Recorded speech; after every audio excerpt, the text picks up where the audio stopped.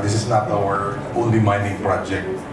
No, we operate in several regions, so we are fully aware of the local government ordinances that are issued. So sinusunod po natin yan. Again po, if mauulit ko po, upon receipt po nung CDO, we immediately stop operations and we will stop exploration doon sa area until this matter is settled. No?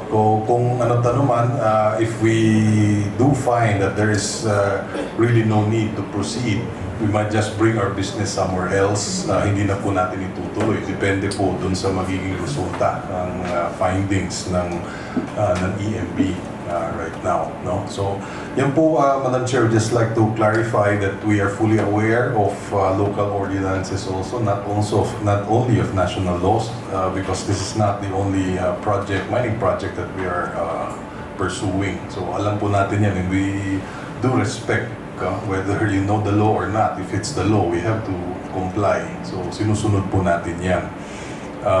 Again, no, uulitin ko lang, upon receipt po nung cease and desist order nung March 7th, right there and then, tumigil po lahat. So, until today, wala na pong activities doon. In fact, pinupull out na po namin lahat ng kinakailangan na equipo.